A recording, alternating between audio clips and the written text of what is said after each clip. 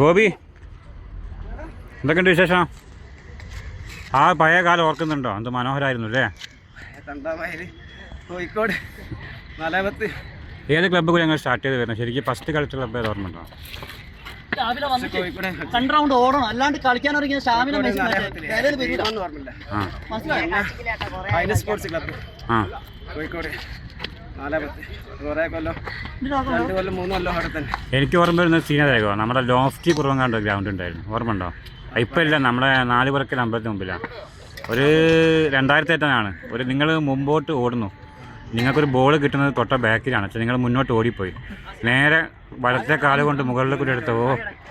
ആ ഒരു സീനൊന്നും ഒരിക്കലും മറക്കാൻ പറ്റില്ല. ശരി, ഇന്നൊക്കെ ഫുട്ബോൾ എന്ന് പറയുമ്പോൾ ഒരു പൈസൻ്റെ ടൂർണമെൻറ്റായി മാറി. കളിക്ക് പങ്കെടുക്കാൻ പൈസ, പിന്നെ നമ്മുടെ നാട്ടിലെ കളിക്കാർക്കില്ല, പുറത്തുനിന്ന് ആളെ കൊണ്ടുവന്ന് കളിപ്പിക്കുക, വേറൊരു പണം. ഫുട്ബോൾ നടക്കുന്നില്ല അവിടെ. അവിടെ മേല് തൊടാണ്ട് അവിടെ കൊടുത്ത് ഇവിടെ കൊടുത്ത് എപ്പോഴും കൂടി അടി അടിക്കുക, അതല്ല പൈസ, ഒരു ബിസിനസ് മൈൻഡ്. നമ്മുടെ സ്ഥലത്ത് അങ്ങനെയല്ല, ഫുട്ബോൾ ക്ലബ്ബാണ്, ട്രോഫി. മനസ്സിലില്ലല്ലോ ഇപ്പോഴത്തെ പിള്ളേർ. അങ്ങനെ ആ ലെവലിലേക്ക് മാറി കഴിഞ്ഞു. അങ്ങനത്തെ ക്യാമ്പെല്ലാം കിട്ടണം, നല്ല കോച്ച് വരണം, നല്ല ക്യാമ്പ് കിട്ടണം, പറഞ്ഞു കൊടുക്കണം. ഇത് പറയാണ്ട് വന്ന പ്ലേസ് ആയിരിക്കും. മറ്റൊരു താരം, ഇതൊക്കെ കൊയിലാണ്ടി ഒരു കാലത്ത് അടയാളപ്പെടുത്തിയ താരങ്ങളാണ് യഥാർത്ഥ ഫുട്ബോൾ.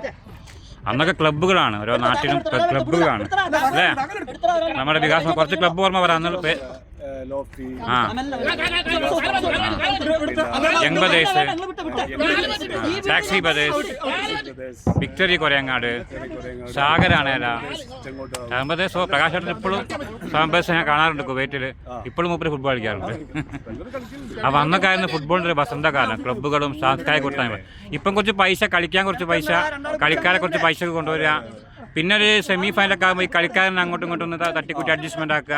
അപ്പം നമ്മൾ കളി കാണാൻ പോകുന്ന ആൾക്കാർ വിഡ്ഢികളാക്കുക, കാരണം ഇവർ പൈസ അഡ്ജസ്റ്റ് ആക്കിയിട്ട് ആ രീതിയിൽ. അപ്പോൾ യഥാർത്ഥ കളികളൊക്കെ നശിച്ചുപോയി. അന്നില്ല, അന്ന് പേരാണ് ക്ലബ്ബ് പേര്. അതെന്താ കിട്ടുക? അത്രയും കഷ്ടപ്പെട്ട് കളി കഴിഞ്ഞാൽ ഒരു പൊറാട്ടയും കറിയും, ഒരു പൊറാട്ടയും കറിക്കും വേണ്ടി നമ്മുടെ ടീമിനെ കളി കാണാൻ പോകുന്ന ഞങ്ങൾ ബാക്കിൽ നിൽക്കണോ? അവിടെ നമ്മൾ വേണ്ടി കളിച്ച 80 രാജേട്ടൻ സമയത്ത് രാജേട്ടൻ, നമ്മൾ 80 അങ്ങനെ അശോകേട്ടൻ, സമ്പദേശ്, പ്രകാശ, നമ്മുടെ പ്രമോദ്, ഗോൾ കീപ്പർ പ്രമോദ്. കുറച്ച് ഓർമ്മയുള്ള കളിക്കാരെ പേരാട്ട പറഞ്ഞു. അറിയാത്ത ആൾക്കാരൊക്കെ കാണുമ്പോൾ ക്ഷമിക്കുക, നമ്മൾ ചെറിയ ഓർമ്മ പങ്കുവെച്ചാണ്, ആരെയും വേദനിപ്പിക്കുന്നില്ല.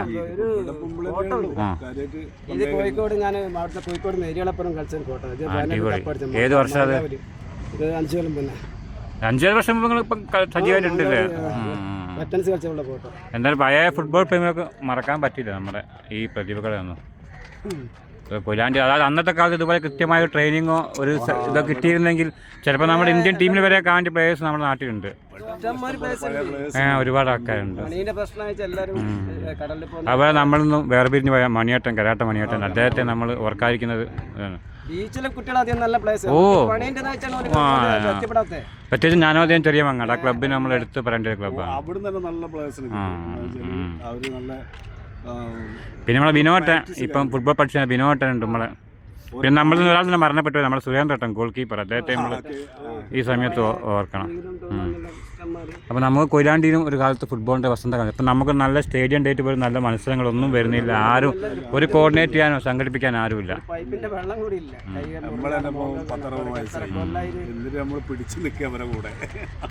അതൊന്നും ആരും താല്പര്യം കാണിക്കുന്നില്ല. ഇത് നമ്മുടെ ക്ലാസ്മേറ്റ് ആട്ടോ, പ്രജീഷ്. ഇയാൾ നല്ലൊരു ഫുട്ബോൾ പ്ലെയറാണ്, ഞങ്ങൾ ബോയ്സിനെ കളിച്ചതാണ്. ഇപ്പോൾ ആൾ ഫുട്ബോൾ വിടുന്നില്ല. ഞങ്ങൾ ഒന്നിച്ച് പഠിച്ചാണ്. പ്രജീഷ് മിംസിൽ അല്ലേ? മിംസിലാണ് വർക്ക് ചെയ്യുന്നത് അല്ലേ? അപ്പോൾ ഇത്തരം ഫുട്ബോളിനൊക്കെ നെഞ്ഞിലേറ്റി ഒരുപാട് പ്രതിഭകളുള്ള നാടാണ് നമ്മുടെ നാട്. പക്ഷേ നമുക്ക് നല്ലൊരു സ്റ്റേഡിയം ഉണ്ട് പറയാൻ. പക്ഷെ നമ്മുടെ നാട്ടിൽ നല്ലൊരു മത്സരം നോക്കും തൊട്ടടുത്ത് ഏറ്റവും നല്ലൊരു ക്ലബ്ബ് ഉണ്ടായിരുന്നു പണ്ട്,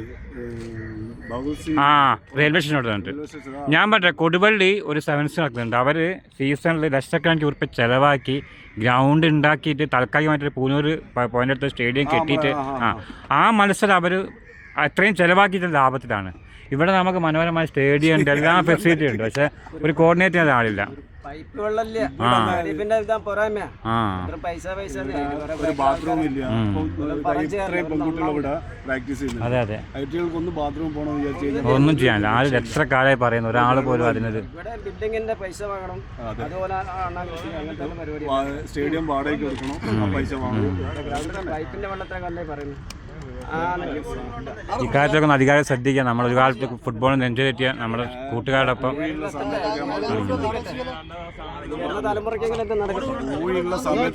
ഓക്കെ ഗോപി, അന്ന് ഇവിടെ കളിക്കുന്ന സമയത്തൊക്കെ നമ്മള് സ്റ്റിച്ചുള്ള ബോൾ കണ്ടോ? അതെ അതെ, എനിക്ക് ഓർമ്മയുണ്ട്. അതെ, ലേസിട്ട് കിട്ടി. ഏതായാലും താങ്ക് യു, കുറച്ച് നേരം നമ്മളെപ്പുറം ചിലവഴിച്ചത്. പ്രജീഷ ഓക്കെ അല്ലേ? വേറെന്തൊക്കെ? ഞാൻ പുറത്തൊക്കെ വന്ന ബോബിനൊക്കെ ഒന്ന് കാണാൻ കുറച്ച് കഴിഞ്ഞ ആഴ്ച വരാൻ. മോള് ആളെ കോച്ചുണ്ട്, നമ്മളെ തായി എന്താ പഠിക്കുന്നുണ്ട് നമ്മളെ ഇതില്. എനിക്കറിയില്ല, പുതിയ കുട്ടികളെ നമുക്കൊന്ന് മനസ്സിലാവും. മുത്തോളാം എന്നാ കാണാം. ഞാൻ വിളിക്കാം. ഇന്ത്യത്തുണ്ട്.